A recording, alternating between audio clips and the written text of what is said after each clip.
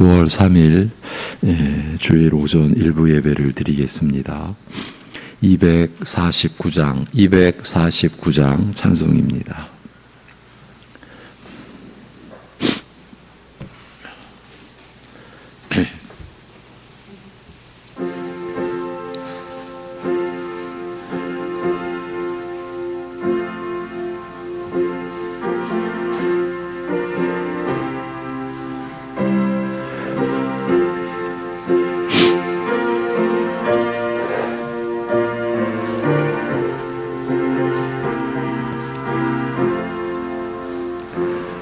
주 사랑하는 자 나 찬송할 때에 그 보좌 앞에 둘러서 그 보좌 앞에 둘러서 큰 영광 돌리세 큰 영광 돌리세 저 밝고 묘한 시온성 향하여 가세 내 주의 찬란한 성에 찬송하며 올라가세 주 믿지 않는 자 다 찬송 못하나 하나님 자녀 된 자들 하나님 자녀 된 자들 그 기쁨 전하세 그 기쁨 전하세 저 밝고 묘한 시온성 향하여 가세 내 주의 찬란한 성에 찬송하며 올라가세 저 하늘 황금길 나 올라갈 때에 시온성 언덕 위에서 시온성 언덕 위에서 수많은 천사들 날 인도하리라 저 밝고 묘한 시온성 향하여 가세 내 주의 찬란한 성에 찬송하며 올라가세 내 눈물 다 씻고 늘 찬송 부르리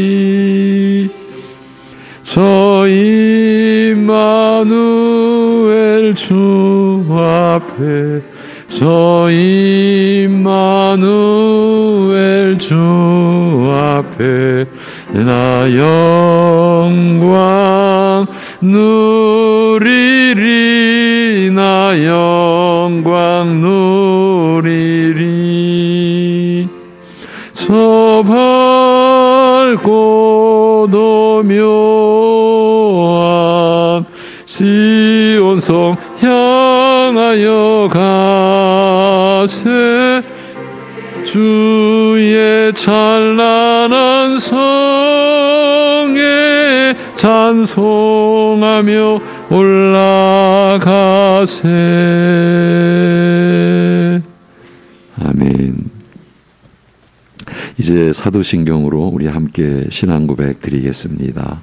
전능하사 천지를 만드신 하나님 아버지를 내가 믿사오며 그 외아들 우리 주 예수 그리스도를 믿사오니 이는 성령으로 잉태하사 동정녀 마리아에게 나시고 본디오 빌라도에게 고난을 받으사 십자가에 못 박혀 죽으시고 장사한 지 사흘 만에 죽은 자 가운데서 다시 살아나시며 하늘에 오르사 전능하신 하나님 우편에 앉아 계시다가 저리로서 산 자와 죽은 자를 심판하러 오시리라.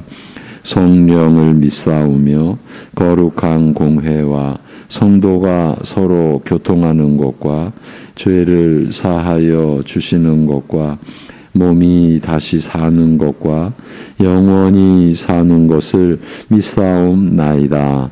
아멘.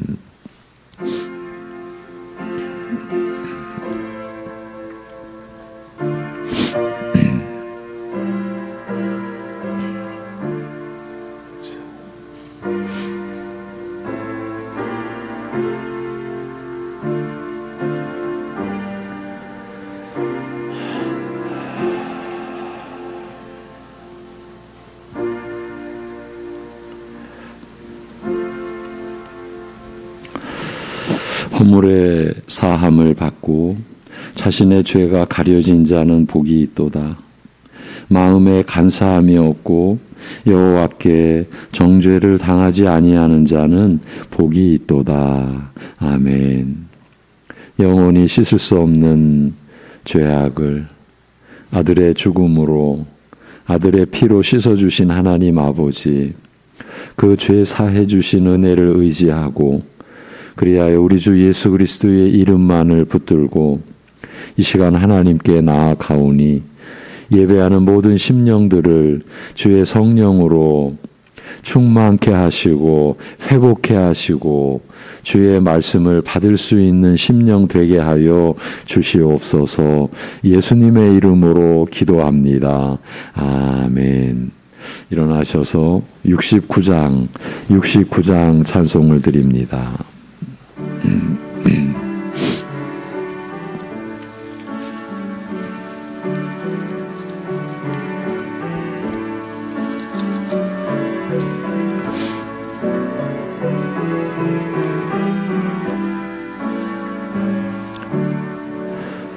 온 천하 만물 우러러 다 주를 찬양하여라.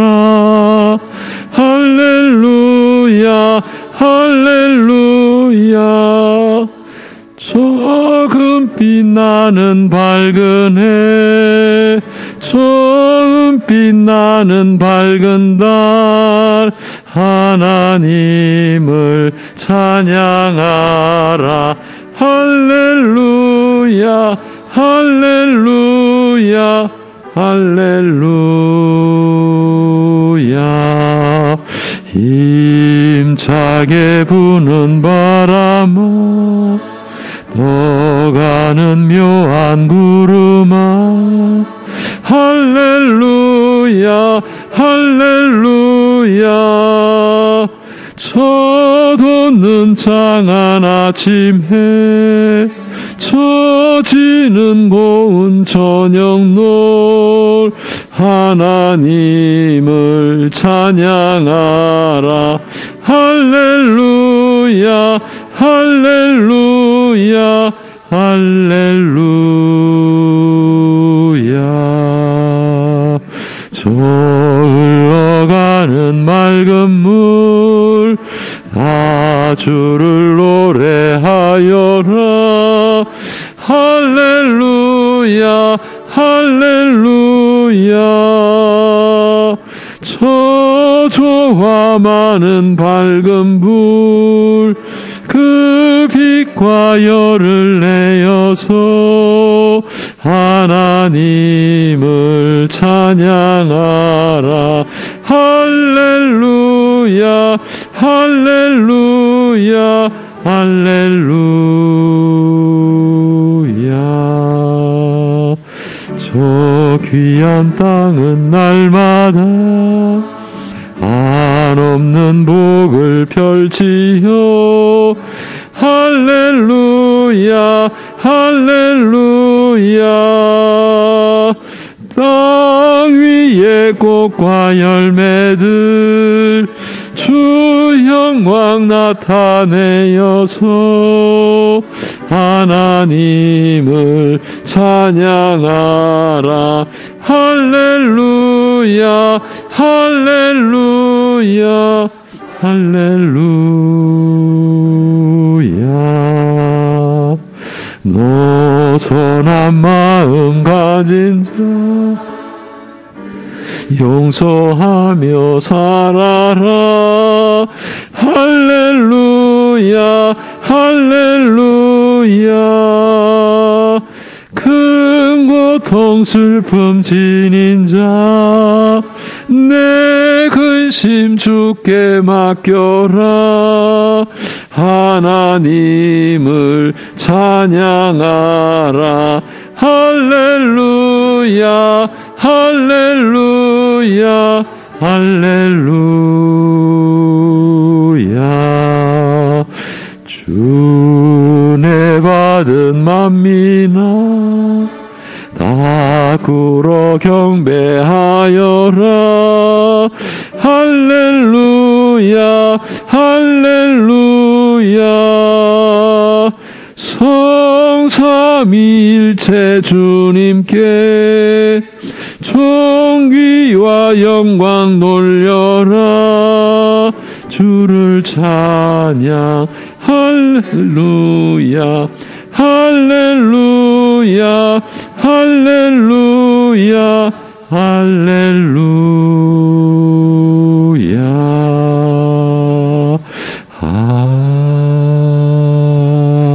아멘. 교동문 40번 교동문 시편 96편입니다. 새 노래로 여호와께 노래하라. 온 땅이여 여호와께 노래할지어다.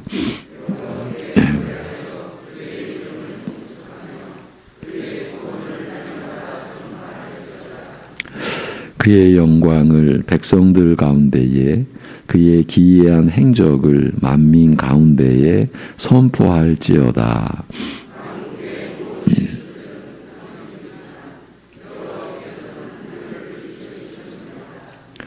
존귀와 위엄이 그의 앞에 있으며 아름답고 거룩한 것으로 여호와께 예배할지어다. 하늘은 기뻐하고 땅은 즐거워하며 바다와 거기에 충만한 것이 외치고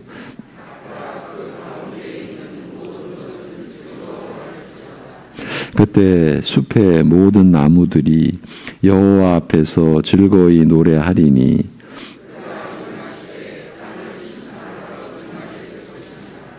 그가 의로 세계를 심판하시며 그의 진실하심으로 백성을 심판하시리로다. 아멘.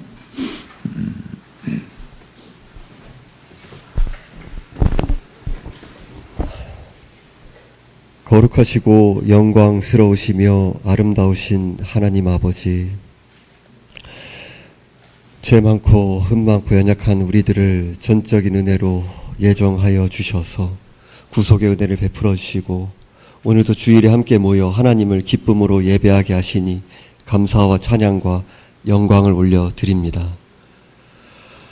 하나님 아버지, 하나님 말씀을 스스로는 깨달을 수도 없고 그 말씀을 적극적으로 대적하며 죄 가운데 살아가는 줄도 모르던 우리들을 건져주셔서 말씀의 사람, 또 말씀을 따라 빚어져가는 그 은혜를 누리게 하시니 감사합니다. 하나님 아버지, 그러나 우리의 삶을 성령의 그 비추심 아래서 말씀의 근거에서 우리들이 살펴볼 때에 타협하는 신앙, 외식된 모습, 삶의 그 자리 가운데서 연기하는 신앙의 모습이 너무나도 많음을 회개하며 나아갑니다. 하나님 아버지, 우리를 긍휼히 여겨 주셔서 우리의 삶 가운데 무너진 자리가 무엇인지, 말씀이면서도 외면하고 회피하고 있는 자리가 무엇인지, 우리의 삶 가운데 그 주님의 은혜를 의지하여 몸부림치며 구속받은 자로 그 진리의 말씀을 따라 말씀을 가감하지 않고 빚어져 나가야 할 그 자리가 무엇인지, 영역이 무엇인지 밝히 비추어 주사 진실한 신앙으로 빚어져 가도록 날마다 우리의 심령을 주장하시고 인도하여 주옵소서. 하나님 아버지, 우리의 삶 가운데, 성도님들의 삶 가운데 말 못할 아픔과 여러 가지 삶의 무게와 미처 인생들 가운데서는 다 알지 못하는, 심지어 가까운 자들도 다 알지 못하는 여러 가지 질고와 아픔과 눈물과 어려움들이, 그 고난들이 어떠한 것들인지를 주님께서 다 아시는 줄 압니다. 우리의 모든 것을 아시는 그 주님께서 성도님들 한 분 한 분 위로하여 주시고, 우리가 예수 그리스도 안에서 어떠한 은혜를 입었는지를 날이 갈수록 더욱더 분명하게 깨닫고 맛보고 누릴 수 있도록 은혜 베풀어 주옵소서. 우리의 삶 가운데 예수 그리스도를 믿음으로 우리의 가운데 이루어진 그 연합의 은혜로 말미암아 하나님이 나 같은 자를, 여전히 죄 많고 덕지덕지 더러움이 많은 자를 예수 그리스도를 보시듯이 거룩한 자로, 의로운 자로, 전혀 죄가 없는 자로, 영광스러운 자로 감히 바라봐 주시는 우리의 심령 가운데서는 인간의 지혜로서는 다 받을 수 없는 그 놀라운 은혜가 우리 가운데 이루어졌다는 사실로 인하여서 감격하고 감사하며 기쁨으로 우리의 삶을 기꺼이 올려드릴 수 있도록 인도하여 주옵소서. 이 시간 말씀을 전하시는 담임 목사님께 성령의 큰 권능과 영육간의 강건함으로 함께하여 주옵소서. 복음의 말씀과 함께 일하시는 성령의 역사로 죽은 영혼이 거듭나는 은혜의 역사가 넘쳐나게 하여 주옵소서. 우리의 분주한 삶이, 이리저리 갈라져 있는 마음들이 이 시간 가운데 성령의 주장하심으로 말미암아 하나님 말씀이 깨달아지고 이루어지는 것에만 소망을 두게 하여 주옵소서. 우리 주 예수 그리스도의 이름으로 기도드리옵나이다. 아멘.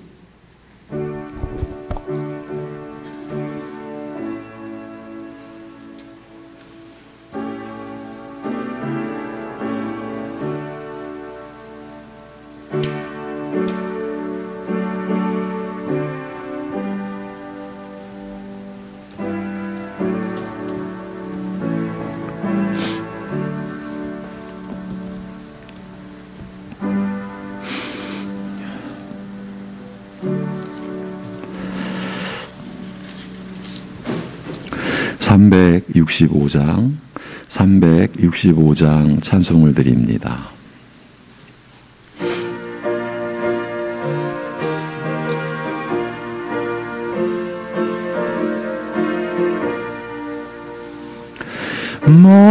마음속에 근심 있는 사람 주 예수 앞에 다 아뢰어라. 슬픈 마음 있을 때에라도 주 예수께 아뢰라.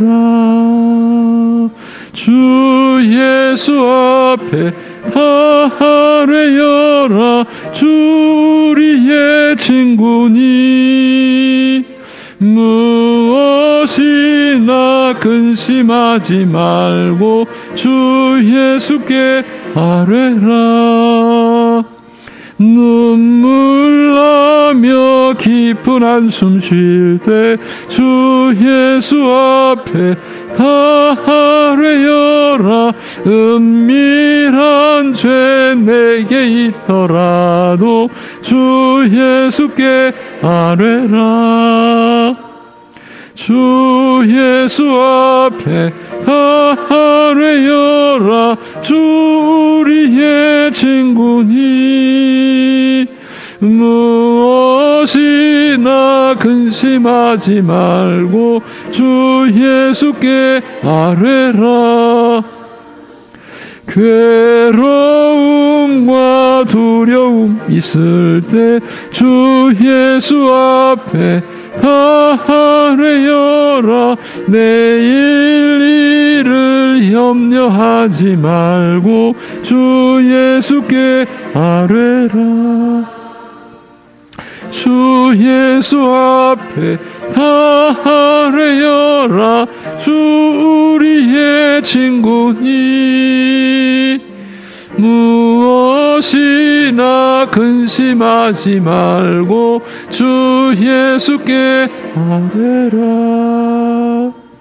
죽음 앞에 겁을 내는 자여 주 예수 앞에 다 아뢰어라.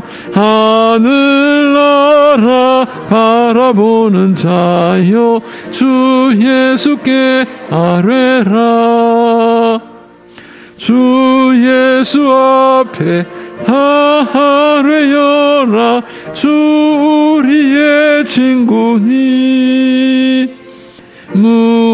무엇이나 근심하지 말고 주 예수께 아뢰라. 아멘. 하나님 앞에 나아갈 수 있는 거룩한 길, 생명의 길, 신령한 길을 우리에게 내려주신, 허락해 주신 아버지 하나님, 우리가 날마다 하나님을 힘입어 사는 그 사실을 알게 해주시고 어렵고 힘들 때일수록 주님을 의지하는 믿음을 우리 안에 내려주시고 친히 성령께서 그 믿음이 작용하며 역사하도록 우리를 붙들어 주시는 은혜에 감사와 찬송을 올려드립니다.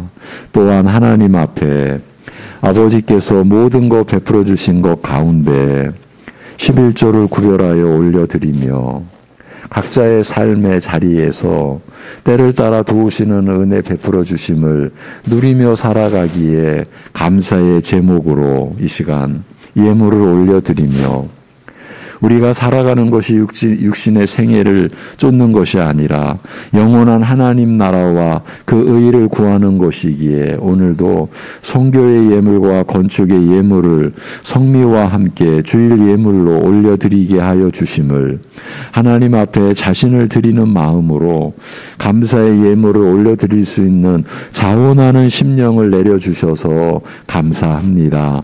아버지 하나님, 우리가 하나님 앞에 나아가며 하나님 앞에 우리의 마음을 드리며 예물을 올려드리는 그 자체가 얼마나 우리에게 복된 일인지, 얼마나 감사한 일인지를 스스로 깊이 더 풍성히 깨닫도록 인도하여 주옵소서.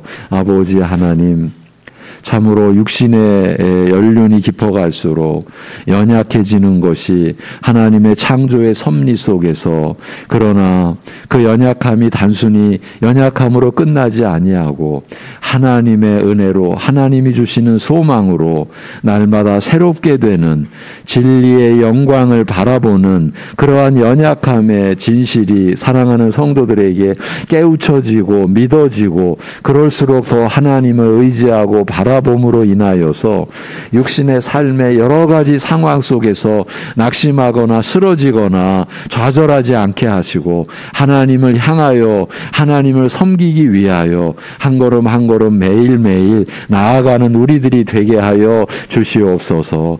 온갖 시험과 미혹과 온갖 우리를 격동케 하는 많은 일들이 끊임없이 우리에게 일어날 때에 성령께서 우리의 마음을 늘 주장하여 주옵시고 주님을 의지하는 믿음으로 그 모든 시험과 미혹과 유혹과 위협 속에서 쓰러지지 아니하고 우리 자신을 지켜낼 수 있도록 주님 앞에 우리 자신을 드리는, 그리하여 주님을 섬기기에 서로를 기쁘게 섬기는 삶을 살아갈 수 있게 하여 주시옵소서. 그러기에 날마다 주의 이름을 찬양하고 주의 이름으로 기도하는 삶이 되게 우리를 붙드시고 인도하여 주시옵소서. 이 모든 것을 주님께 의탁드리오며 감사드리오며 주 예수 그리스도의 이름 이름으로 기도하옵나이다. 아멘.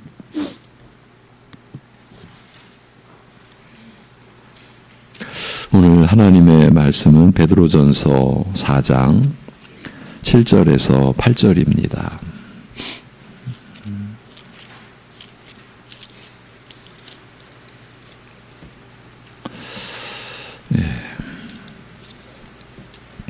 만물의 마지막이 가까이 왔으니 그러므로 너희는 정신을 차리고 근신하여 기도하라.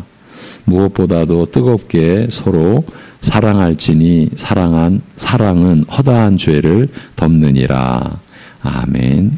기도하라는 제목으로 베드로전서 4장 7절 8절의 말씀을 전하겠습니다. 이번에는 우리 모두가 본문을 합독하시겠습니다. 다 같이 만물의 마지막이 가까이 왔으니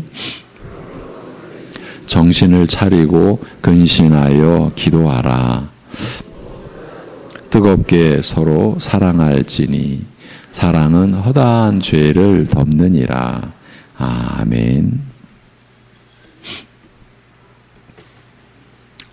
죄인을 위하여 사람이 되시어 죽음의 고난을 받으신 그리스도의 마음, 그 마음으로 무장하여 사람의 정욕을 쫓지 않고 오직 하나님의 뜻을 쫓아 육체의 남은 때를 살라고 권하면서 이방인 곧 하나님을 알지 못하는 세상이 원하는 바 음란과 정욕과 방탕과 연락과 우상 숭배에 빠져서 산 것은 지나간 때로 족한즉 더 이상 이런 옛사람의 생활에 머물지 말라고 일깨웠습니다. 복음의 은혜가 믿는 자로 하여금 이런 생활에서 떠나 저희와 전혀 다른 사람으로 변하게 하는 것을 보고 세상은 이상하게 여기고 비방하겠으나 복음의 은혜를 거부하고 믿는 자를 비방하는 불신앙은 물론이요 저희가 추구하는 이런 타락한 삶에 대해서도 마지막 날, 그 마지막 날 산자와 죽은 자를 심판하실 그리스도께 일일이 해명하고 책임져야 할 것이라고 경고합니다. 이것이 베드로전서에서 기록되어져 있는 하나님의 말씀입니다. 그냥 지나가는 일이 없다는 겁니다. 일단 인간으로 태어난 자이며 모두 단 한 사람의 예외도 없이 죄인을 살리고자 자기 목숨을 내주신 그리스도 앞에서 그를 조롱하고 멸시한 모든 말과 행위에 대하여 그가 당하신 고귀한 죽음의 은혜를 비웃고 짓밟았던 모든 말과 행위에 대하여 해명을 해야 하는 것입니다. 여러분,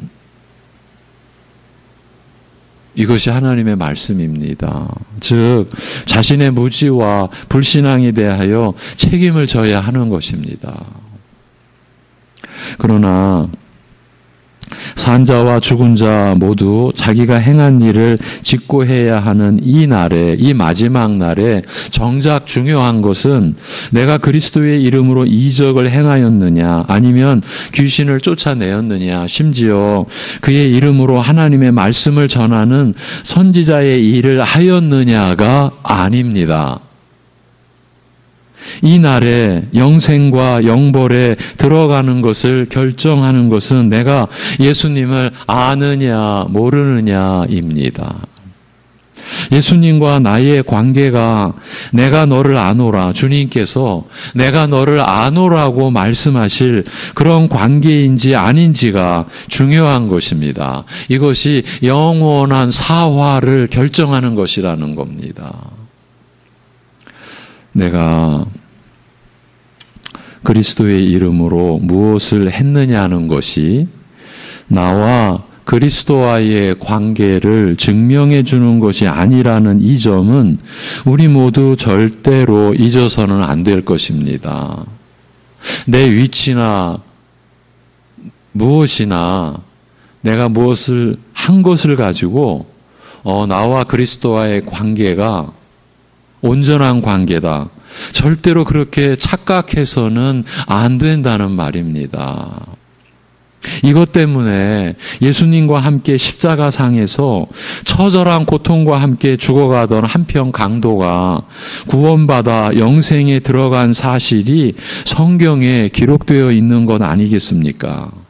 그렇지만 그리스도와 어떤 관련도 없고 아무 관계도 맺지 못한 사람이 그리스도의 이름으로 이적을 행하고 귀신을 쫓고 말씀도 전할 수 있다고 말씀하신 예수님께서 그들에게 이렇게 말씀하셨습니다. 그때의 마지막 날에 내가 그들에게 밝히 말하되 내가 너희를 도무지 알지 못하니 불법을 행하는 자들아 내게서 떠나가라 하리라. 내가 너희를 도무지 알지 못한다고 하시지 않습니까? 그래서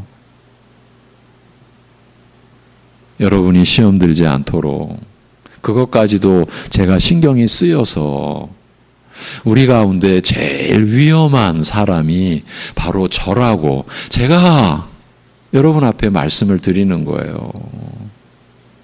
제가 여러분 앞에 지금 말씀을 전한다는 이것이 주님과 나와의 관계가 됐다. 됐어.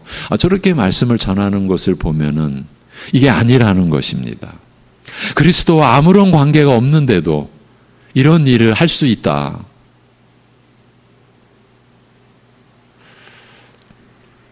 이러한 내용을 성경에서 얼마나 구체적으로 말씀하고 있는지 여러분 보셔야 하고 여러분 그러한 말씀을 받으셔야 합니다. 그렇다면 예수님께서 무엇을 말씀하신 것이겠습니까? 그 마지막 날의 영생과 영벌을 결정하는 것은 영벌이라고 하는 것은 영원한 형벌을 가리키는 줄여서 하는 말입니다. 성경에 그렇게 쓰여졌어요. 영생과 영벌. 이걸 결정하는 것은 우리 믿음의 근본적인 토대가 잘 되어 있느냐 그렇지 않느냐에 있다는 말씀을 하신 것입니다.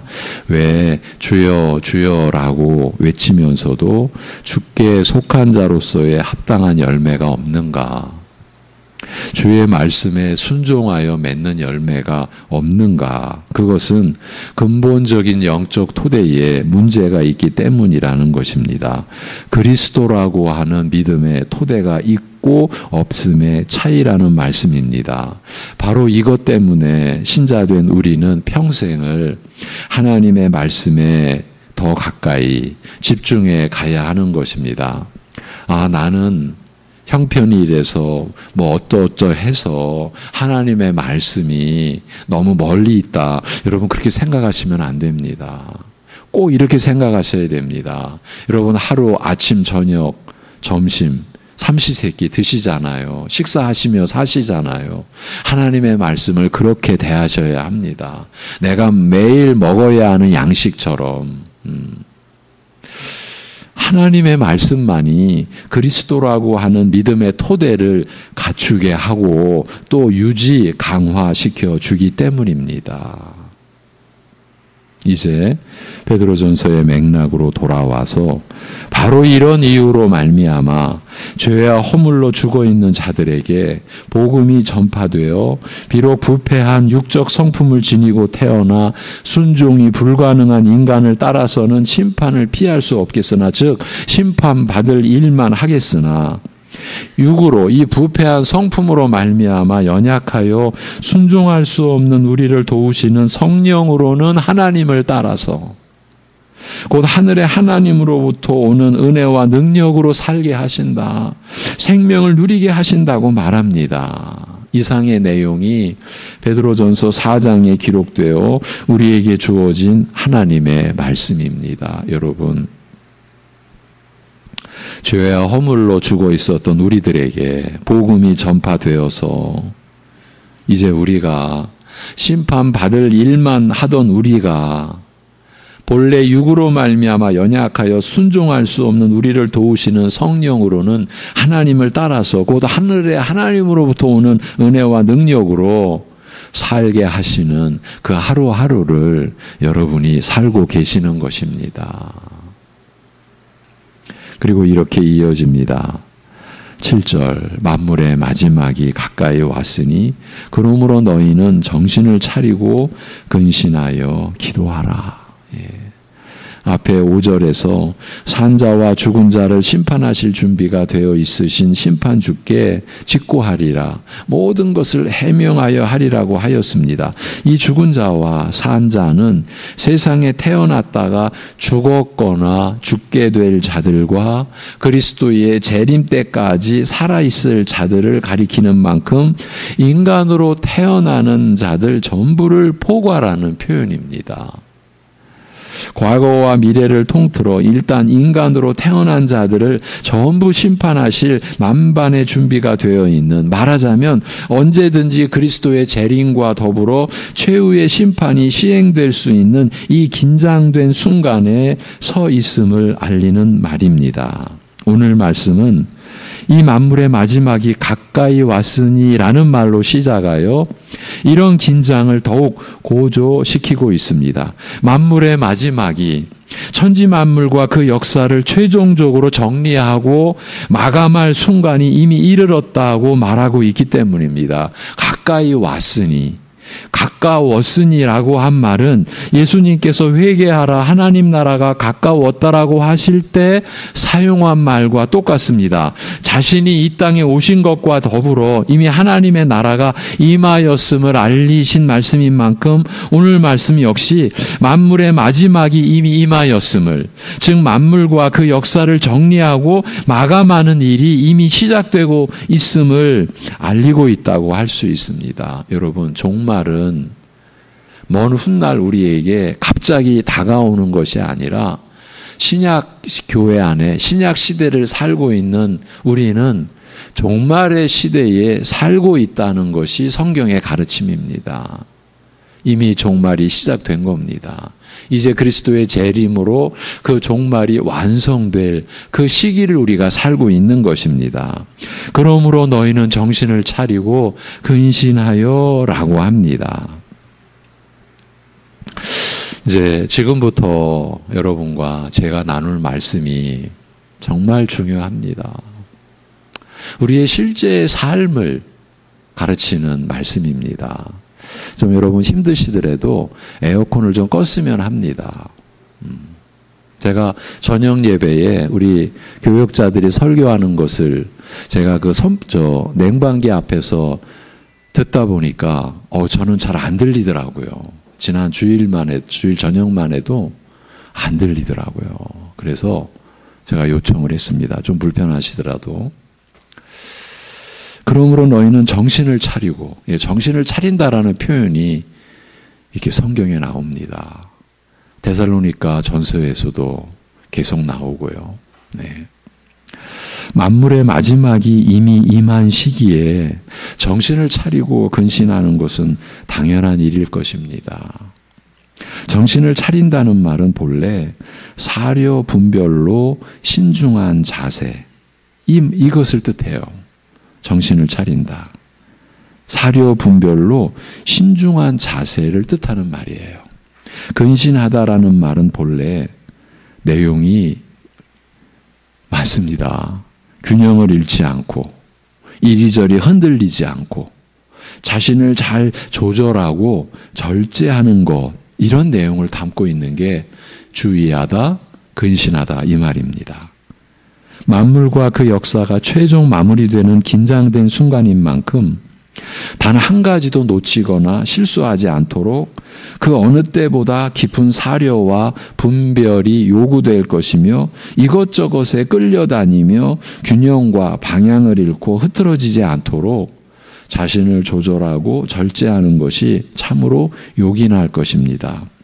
비록 정신을 차리고 근신하라는 이 짧은 말로 표현하였으나 실제로는 사도 바울이 고린도 교회에게 권한 내용을 그 속에 담고 있지 않는가 여겨집니다. 들어보십시오. 형제들아, 내가 이 말을 하노니 그때가 단축하여진 고로, 그때가 지금 급박스럽게 다가오고 있다, 이런 의미입니다. 그때가 단축하여진 고로 이후부터 안에 있는 자들은 없는 자 같이 하며 우는 자들은 울지 않는 자 같이 하며 기쁜 자들은 기쁘지 않은 자 같이 하며 매매하는 자들은 없는 자 같이 하며 세상 물건을 쓰는 자들은 다 쓰지 못하는 것 같이 하라. 그러니까 지금 말씀드린 그런 내용 속에서 안주하지 마라. 아니란 상태로 그렇게 매매하고 또 여러 가지 상황 속에서 이렇게 사람들이 끝없이 살아갈 수가 있구나. 절대 그것이 아니다. 이 세상의 외형은 지나가 미뤄라 이렇게 말합니다. 이 세상의 형적은 지나간다. 이렇게 말한 바울 사도의 언급을 떠올리게 하는 것입니다. 너희는 정신을 차리고 근신하여 기도하라. 베드로전서의 이 권면은 고린도전서에서 바울이 권한 내용에 비하여 매우 간결하면서도 독특한 내용을 덧붙이고 있습니다. 정신을 차리고 근신하는 목적이 무엇이라고 말합니까? 정신을 차리고 근신하는 목적이 바로 기도를 위한 것이라. 너희는 정신을 차리고 근신하여 기도하라고 말하지 않습니까? 정신을 차리고 흔들리거나 방향을 잃지 말고 절제하고 자신을 지키는 것. 그렇게 정신을 차리고 근신하는 목적이 바로 여러분 기도를 위한 것이라고 말하기 때문입니다. 깊은 사려와 분별로 신중하며 이리저리 끌려다니지 않고 자신을 절제해야 하는 이유가 기도하기 위해서라고 말하는 것입니다. 그러니까 지금 내가 기도를 제대로 못하는 신자로서 살고 있다면 깊은 사려와 분별로 신중하지 못하며 이리저리 끌려다니며 자신을 절제하지 못하고 있다. 이렇게도 볼 수가 있는 거죠. 기도는 하나님을 의지하여 하나님께서 베푸시는 힘과 도움으로 살아가고자 하는 사람이 하나님께 자신의 사정을 아뢰고 은혜를 구하는 것이라고 할 수 있습니다. 만물의 마지막이 이미 시작되었으니 이미 때가 단축하여진 이 마지막 시대를 살고 있는 만큼 깊은 사려 분별로 신중하며 자신을 절제하여 어떤 것에도 흔들리지 않아야 할 것을 권하면서 제일 먼저 기도를 위하여 그리하라고 하였다는 것은 이런 마지막 시대를 사는 신자에게 무엇보다 필요한 것이 무엇이라고요? 기도라. 하나님을 의지하는 근본 자세라. 여러분 기도는 어떻게 하는 거지 방법이 아닙니다. 본질이 하나님을 의지하는 것입니다. 우리에게 있어서 이 마지막 날을 살아가는 마지막 시대를 살아가는 우리에게 무엇보다 필요한 것이 기도라. 기도 없이는 신자로서 사는 일이 불가능함을 알린 것이라 할 수 있습니다. 마지막 시대에 믿는 자로서 사는 것이 얼마나 험악하고 어려운 일인지 알리는 말씀입니다. 여러분이 늘 체험하고 있는 겁니다. 이 마지막 시대에 그리스도를 믿는 자로서 사는 것이 얼마나 어려운 일입니까? 얼마나 험악한 일입니까? 사람으로서는 불가능한 일이라 우리 믿음으로 못 삽니다. 사람으로서 불가능한 일입니다. 오직 하나님께 도움을 구할 수밖에 없음을 일깨우는 말씀입니다. 여러분 60년대 제가 그때 초등학교, 제가 60년대 말 중학생 그때부터 한국교회를 경험하며 살아왔습니다. 기도하라 기도하라. 귀에 못이 박히도록. 그런데 오늘날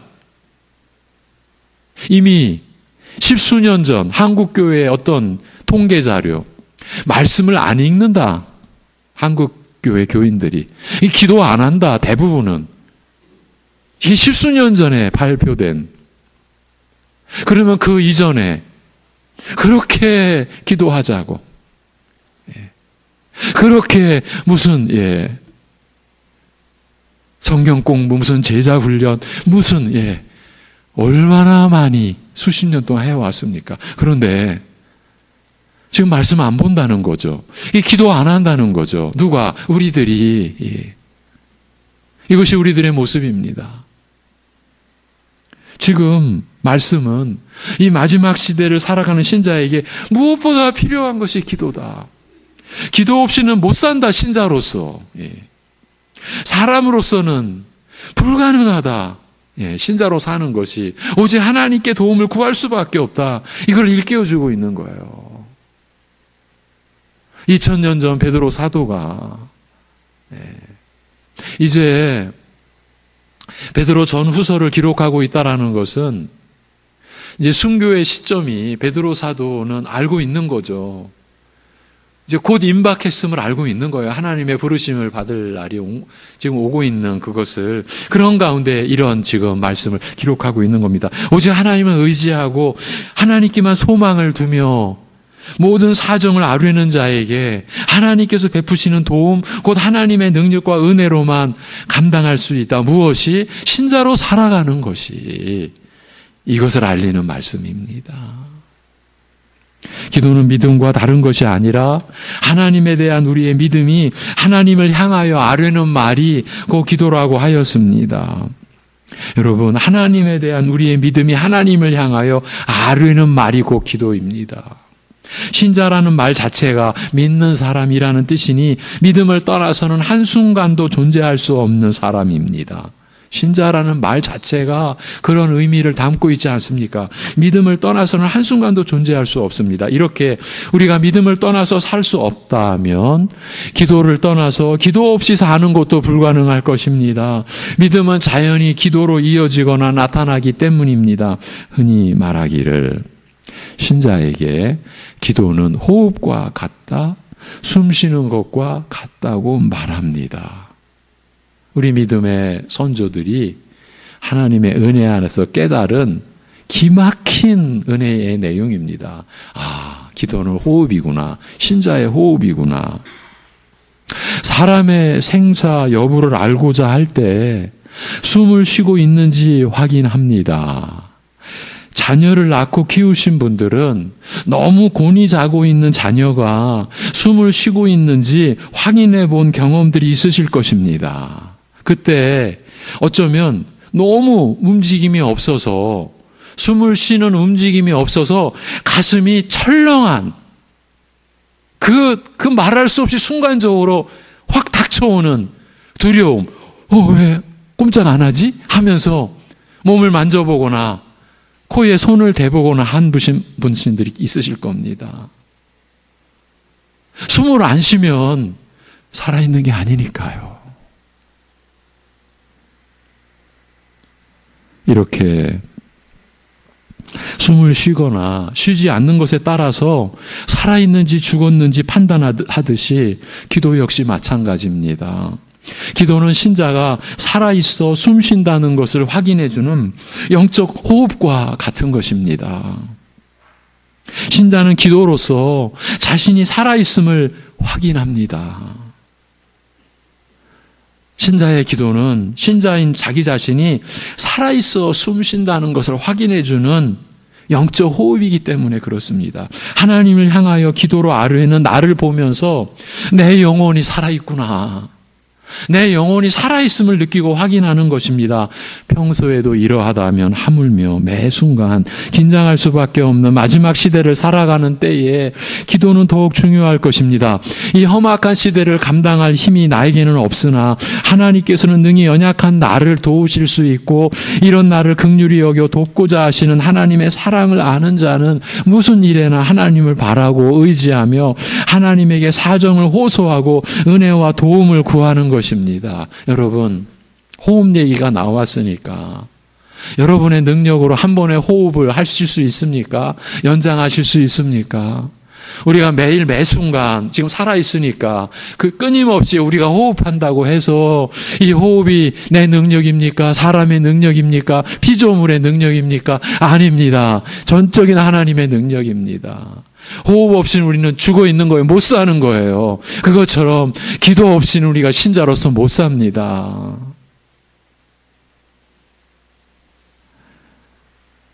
여러분, 마지막 시대를 우리가 살고 있습니다. 그리고 이렇게 말씀이 이어집니다. 무엇보다도 뜨겁게 서로 사랑할지니 사랑은 허다한 죄를 덮느니라고요. 기도하라는 말에 이어 뜨겁게 열심으로 서로 사랑하라고 권합니다. 벌써 뭔가가 확 느껴지죠? 기도하는 또 방향이 있다는 거죠. 목적이 있다는 거죠. 그것이 사랑이에요. 하나님을 사랑함이 서로를 사랑함으로 나타나고 열매를 맺어가는 것이 인간의, 우리 신자들의 이 삶이라. 본래 인간을 이렇게 지으신 거죠. 예, 여러분, 하나님이 지금 이 세상을 제어하지 아니하시면요, 우리 인간들이 어떻게 됐을까요? 예, 제가 최근에 한 성도님에게 들은 이야기, 목사님, 살다 보니까 60대를 바라보시는 분인데, 그리고 여러 가지 서적들, 옛날 문헌들 보니까 사람이 사람을 얼마나 많이 죽였는지, 제가 그 성도님과 함께, 성도님, 그렇죠? 사람이라는 게 그렇게 무서운 존재예요. 하나님이 제어하시지 않았으면요, 지금 이 땅에 과연 사람이 얼마나 존재할까? 여러분, 기도하라는 말에 이어 서로 사랑하라, 이렇게 권합니다. 같은 내용이 앞에 베드로전서 1장 22절에서도 나왔습니다만, 진정으로 진심으로 서로 사랑하라는 뜻일 것입니다. 사랑하라는 말씀과 기도하라는 말씀 사이에 공통점을 발견하기 어려운지라 두 권면을 각각 독립적인 것으로 생각하기 쉽습니다만, 오히려 기도하라는 권면을 바탕으로 하고서 사랑하라고 권한 것으로 보는 것이 옳을 것입니다. 하나님을 힘입지 않고서는 사랑할 수 없기 때문이라는 뜻도 담겨 있다고 볼 수 있습니다. 특히 우리는 사랑하라는 말을 그 참된 뜻과는 너무나 거리가 먼 뜻으로 자주 오용하는 만큼, 기도하라는 말씀과 사랑하라는 말씀을 하나로 연결하여 그 뜻을 이해하는 것이 바람직합니다. 일반적으로 사람들은 사랑한다는 말을 내가 좋아한다는 뜻으로 이해합니다. 더욱이 내가 누구를 좋아하면 상대방도 당연히 나를 좋아해야 한다라고 생각하며, 심지어 내가 당신을 좋아하니 당신도 나를 좋아해 달라고 요구하거나, 당신이 나를 좋아하든지 말든지 설사 나를 싫어한다고 해도 나를 사랑해야 한다고 강요하는 억지와 폭력도 불사하는 것입니다. 그러나 사랑의 참뜻은, 우리가 하나님을 바라보면 사랑의 참뜻이 나오죠. 사랑의 참뜻은 나를 위한 이기적인 것이 아니라, 하나님이 이기적인 사랑으로 사랑하셨다면 아들을 죽이셨겠습니까? 독생자를 죽이셔야 했겠습니까? 사랑의 참뜻은 나를 위한 이기적인 것이 아니라 내가 사랑하는 그 사람을 위한 이타적인 것이며, 따라서 내 유익을 생각하는 것이 아니라 내가 사랑하는 그 사람의 유익을 생각하는 자기 희생의 고귀함과 아름다움을 지니고 있습니다. 참 사랑의 이런 뜻에 비추어 본다면, 일반적으로 말하는 사랑은 이기심이라는 부패한 성품에 의해 뒤틀리고 왜곡된 것이니 사랑이라고 할 수도 없습니다. 사람들은 이 둘을 흔히 같은 말로 표현하여 혼동합니다만, 둘을 분명히 구별할 필요가 있습니다. 오늘 말씀의 경우 서로 뜨겁게 사랑하라는 말씀이 바로 앞에 나오는 말씀, 곧 깊은 사려 분별로 신중하고 자신을 절제하며 기도하라는 말씀을 전제와 바탕으로 하고 있다면, 서로 사랑하라는 형제 사랑의 권면은 더욱 그 뜻이 깊고 고상할 것입니다. 사려 분별로 신중하며 자신을 절제하는 가운데 이 험악한 세상에서 하나님의 뜻을 쫓아 살고자 끊임없이 하나님께 사정을 아뢰고 도움을 구하며, 하나님께서 베푸시는 힘과 은혜로 살아가고자 하는 믿음과 더불어 형제를 사랑하는 것이니, 서로를 사랑하는 것이니, 여기에는 어떤 악하고 부끄럽고 거짓된 것도 끼어들 여지가 없으며, 오직 하나님께서 함께 하시는 은혜의 고귀함만 풍성하게 드러날 것입니다. 여러분, 하나님이 우리를 구원하셨습니다라는 그 고백에는 하나님이 나와 함께 하신다라는 고백이 붙어 있는 거예요. 구약의 선지자들이 구원하신다, 그 앞에 하나님이 함께 하셔서 늘 붙여놨어요. 우리가 구원받았다, 하나님이 지금 함께 하시는 거예요. 그 하나님께서 함께 하시는 은혜의 고귀함이 풍성하게 드러날 것이라는 말이에요. 기도하며 서로 사랑하는 여러분의 삶을 통해서 말이죠. 끝으로 사랑은 허다한 죄를 덮느니라고 합니다. 무척 어려운 내용입니다. 사랑에 대하여 설명한 이 말씀은 매우 독특하여 자칫 오해하기 쉽습니다. 특히 잠언 10장 12절은 미움은 다툼을 일으켜도 사랑은 모든 허물을 가리우니라고 하여 마치 미움은 남의 허물을 드러내어 다툼을 불러일으키는 반면 사랑은 모든 허물을 덮어 가려준다는 뜻인 것처럼 오해하기 쉽습니다. 그러나 사랑이 잘못을 눈감아 덮어주고 아무것도 아닌 양 지나치는 것이라는 그런 생각은 성경에서 근거를 찾기가 어렵습니다. 사도 바울이 사랑에 대하여 설명한 내용, 사랑은 오래 참고 사랑은 온유하며, 여러분 사랑은요 뜨겁고 감정이 막 북돋아오르고 이렇게 시작 안 합니다. 사랑은 오래 참고 이렇게 시작해요. 사랑은 오래 참고 사랑은 온유하며 시기하지 아니하며 사랑은 자랑하지 아니하며 교만하지 아니하며 무례히 행하지 아니하며 자기의 유익을 구하지 아니하며 성내지 아니하며 악한 것을 생각하지 아니하며 불의를 기뻐하지 아니하며 진리와 함께 기뻐하고 모든 것을 참으며 모든 것을 믿으며. 여기서 모든 것을 믿는다라고 하는 건 사랑하는 대상을 향해서죠. 모든 것을 믿으며 모든 것을 바라며 모든 것을 견디느니라. 그러니까 오래 참고 이렇게 시작해서 모든 것을 견딘다 이렇게 끝납니다. 사랑의 본체가. 이 내용 어디에서도 그런 뜻. 사랑은 그냥 눈 감아주고 덮어주고 그 허물이 아무것도 아닌 양 지나치는 것이다. 그런 뜻을 뒷받침하는 말을 찾을 수 없습니다. 허물의 사함을 받고 자신의 죄가 가려진 자는 복이 있도다라고 한 시편 32편 1절은 분명히 죄를 가려준다, 덮어준다는 말을 사용하고 있습니다만 죄를 눈 감아준다는 그런 뜻은 결코 아닙니다. 이 예언의 성취라고 할 수 있는 예수님의 십자가의 구속은 분명히 우리의 죄를 덮어 가려주는 것이 사실입니다만, 분명히 사실입니다. 그러나 그의 비참한 죽음으로, 예수님의 비참한 죽음으로 우리 죄의 흉악함과 무서움을 오히려 명백하게 드러내어 알리시고, 예수님의 십자가가 우리 죄의 그 흉악함과 끔찍함과 무서움을 오히려 명백하게 드러내 주어 알리시고, 다만 죄값을 대신 치름으로써 사하여 주시는 것이며, 결코 죄가 아닌 것처럼 눈 감아 덮어주는 것은 아닙니다. 하나님께서 우리의 죄를 용서하여 주시는 것은 절대로 그냥 눈 감아 덮어주시는 것이 아닙니다. 그렇게 되면 하나님의 의로우심이 폐하여지게 되기 때문입니다. 사람이 되신 하나님의 아들 예수 그리스도께서 우리의 죄로 인한 하나님의 진노를 다 받으시고 죽기까지 하심으로써 죄값을 대신 치르사 우리의 죄를 사하여 주시는 것입니다. 시편에서, 구약에서 우리의 죄를 가려준다, 덮여준다라는 것은 이러한 내용을 가지고 그렇게 표현하신 것이지 그냥 죄를 눈 감아 지나친다, 그런 뜻이 결코 아닙니다. 그럼 하나님의 나라가 무너집니다. 하나님의 의가 폐하여지기 때문입니다. 그래서 바울 사도가 이 예수를 하나님이 그의 피로써 믿음으로 말미암는 화목 제물로 세우셨으니 곧 이때에 자기의 의로우심을 나타내사 하나님의 의로우심을 그리스도의 십자가로 먼저 나타내신 거예요. 우리의 죄를 그냥 눈 감아 주신다라는 것이 아니다. 하나님의 의로우심을 나타내사 자기도 의로우시며 또한 예수 믿는 자를 의롭다 하려 하심이라고 한 것입니다. 물론 신자 사이에도, 여러분 사이에도 가끔 허물을 드러내는 대신 덮어주는 경우가 있습니다. 그렇지만 그때는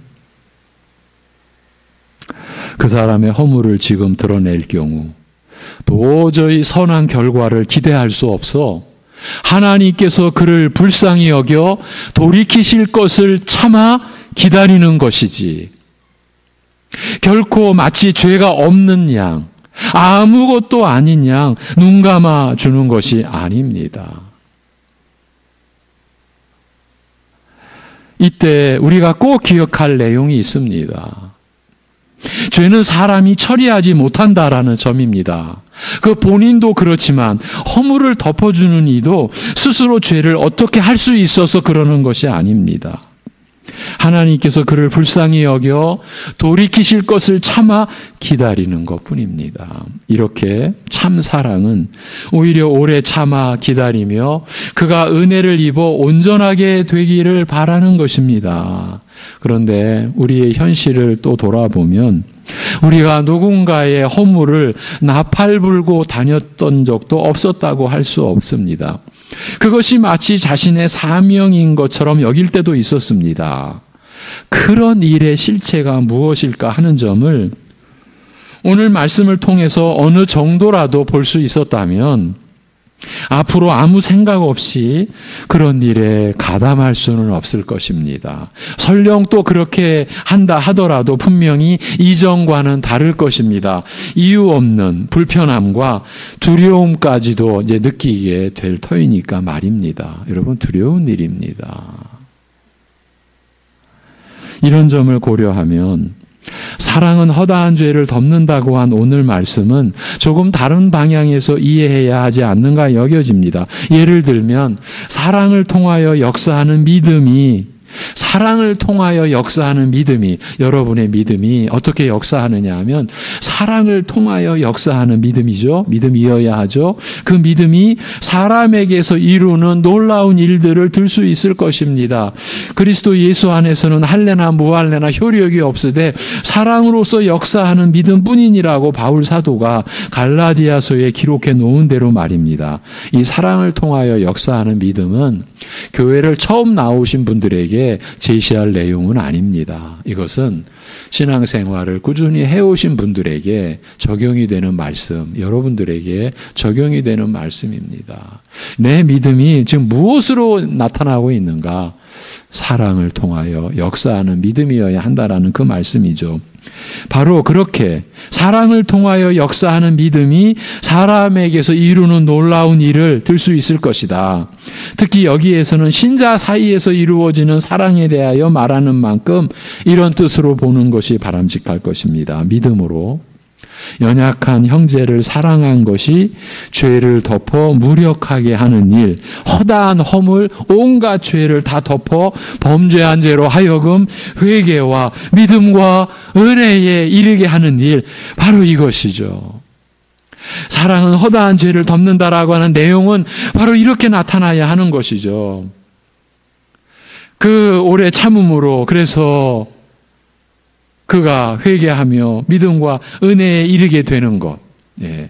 그에게 드리웠던 죄의 어두운 그림자가 사라지게 하는 이 은혜로운 일을 염두에 둔 것이라고 볼 수 있을 것입니다. 사랑은 허다한 죄를 덮는다라고 한 말씀의 뜻이 이렇게 볼 수 있다라는 것입니다.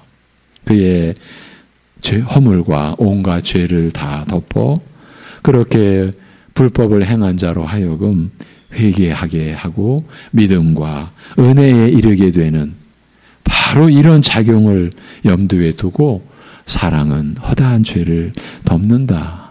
이렇게 말씀하신 것이라고 우리가 받아야 할 줄로 압니다. 사랑하는 성도 여러분, 우리가 베드로전서의 말씀을 특히 3장, 4장에 들어와서 말씀을 대하면서 이것이 신자의 삶이구나. 신자의 삶은 이렇게 이루어지고 이렇게 펼쳐지는구나. 그 느낌을, 그 말씀을 받으신 그대로 그 말씀이 여러분 안에서 역사하고 여러분의 삶이 그렇게 변화되어져 가는 그러한 은혜를 매일매일 누리시기를 기원드립니다. 기도하겠습니다. 하나님 아버지,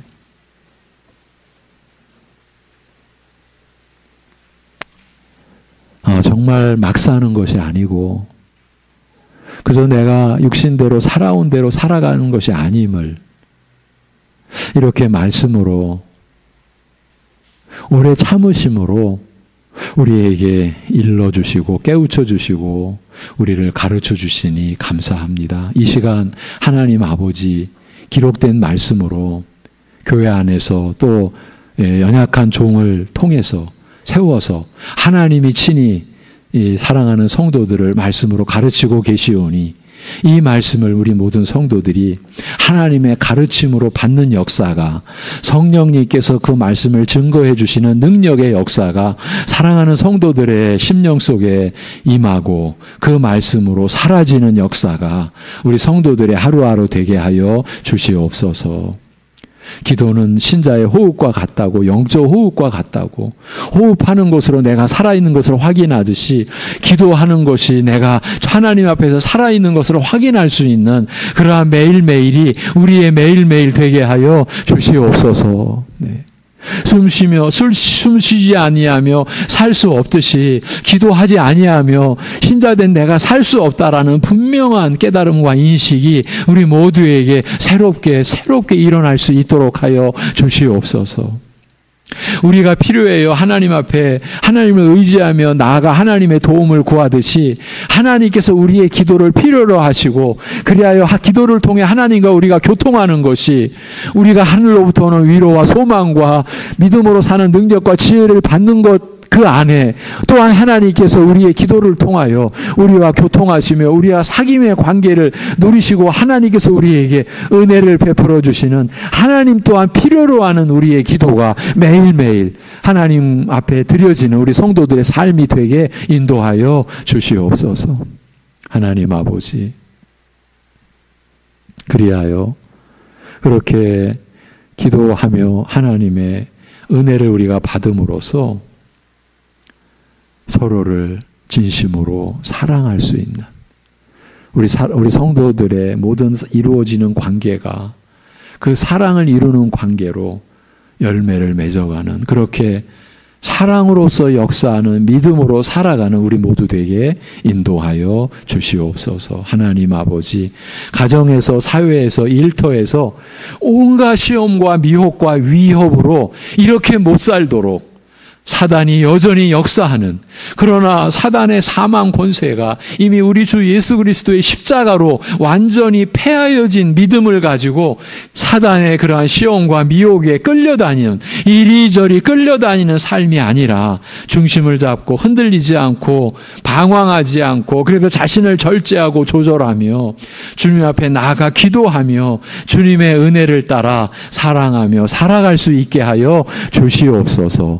아버지 하나님, 여전히 실제로 환난이 그리고 영육 간의 시험과 고통이 우리 성도들을 사로잡고 있는 이때에 그럴수록 그 환난과 고통과 아픔과 상처 속에서 주님 앞에 나아가 주님을 더 알고 주님과의 관계가 더 가까워지는 것을 경험하는 환난 중에 우리 성도들의 삶이 되게 이 한 주간도 붙들어 주시고 함께하여 주시고 인도하여 주시옵소서. 이 모든 것을 주님께 의탁드리오며 주 예수 그리스도의 이름으로 기도하옵나이다.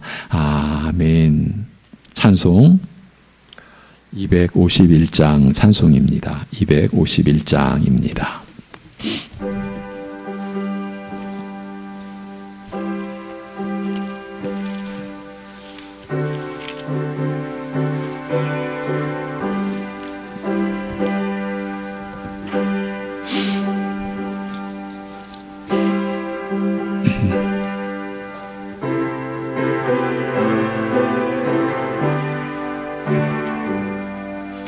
놀랍다 주님의 그 은혜, 우리의 죄를 속하시려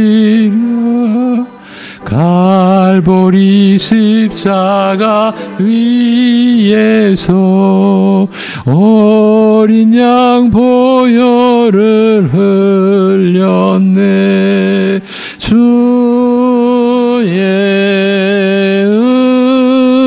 은혜 우리의 죄를 다 씻었네. 주의 은혜 우리의 죄를 다 씻었네. 죄악은 성난 파도같이 우리 영혼을 위협하나 헤아릴 수 없는 주내 십자가에서 보이셨네. 주의 은혜 우리의 죄를 다 씻었네. 주의 은혜 우리의 죄를 다 씻었네. 죄악에 물든 영혼들을 주께서 피로 씻으시네. 지금도 흐르는 그 피에 눈보다 더 이게 씻으라. 주의 은혜 우리의 죄를 다 씻었네. 주의 은혜 우리의 죄를 다 씻었네. 피할 수 없는 그 은혜를 믿는 자에게 거저주네.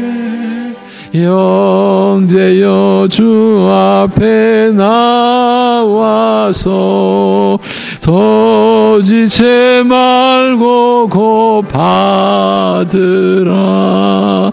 주의 은혜 우리의 죄를 다 씻었네. 주의 은혜 우리의 죄를 다 씻었네. 아멘. 이제 에어컨을 켜주시죠. 교회 소식. 다음 주는 베드로전서 4장 9절에서 11절 각각 은사를 받은 대로 이 제목으로 말씀을 전하겠습니다. 오늘 2부 예배 후에 권사 원례가 있고요. 이제 후반기 구역 예배를 이제 재개를 하겠습니다. 구역공과 교육이 제목은 살아계시고 참되신 하나님이라는 제목의 교재입니다. 다음 주일 10일 주일부터 후반기 구역공과 교육이 시작이 됩니다. 9월 달은 추석이 있는 관계로 두 번 10일과 17일 두 번만 갔습니다. 매주 주일 저녁 예배 후에 후반기 구역공과 교육이 있겠습니다. 뒤로 넘기시면 이번 주는 최태송 선교사 이제 특수지역이라고 되어 있는데 제가 이제 선지동산 이렇게 말씀드리는 그 선지동산 선교회에 섬기는 우리 부원장격입니다. 그 선교회에 기도해 주시기를 바랍니다. 지금 이제 이 선교회는 매주 이 선교사님들과 또 섬기는 목사님들이 가셔서 이렇게 말씀을 전하고 교육이 이루어지고 또 그 말씀이 잘 또 녹음이 되어져 가지고 필요한 지역으로 보내지는 그런 역사가 계속 일어나고 있습니다. 진리 안에서 사랑의 역사하는 교회와 가정을 위해 우리 민족과 나라를 하나님의 사랑으로 늘 붙잡아 주시기를 위해 영육간에 연약한 우리 교우들을 위해 서로 관심과 기도를 서로 늘 가져주시기 바랍니다. 교육자 동정이 있죠. 제가 이번 주 한 주간 쉼을 갖도록 하겠습니다. 이번 주 묵상 구절 로마서 3장 23, 24절입니다. 로마서 3장 23, 24절 우리 같이 읽습니다. 시작. 모든 사람이 죄를 범하였음에 하나님의 영광에 이르지 못하더니 그리스도 예수 안에 있는 속량으로 말미암아 하나님의 은혜로 값없이 의롭다 하심을 얻은 자 되었느니라. 아멘. 이 속량이라는 말이 어렵죠. 이렇게 생각하시면 됩니다. 몸값, 우리의 죄값, 죄값을 치러주셨다. 몸값, 우리의 몸값이 되어주셨어요. 예수님이. 우리의 죄값이 되어주셨다. 그게 속량이에요. 속량. 그렇게 기억하시면 되겠습니다. 제가 축도하겠습니다.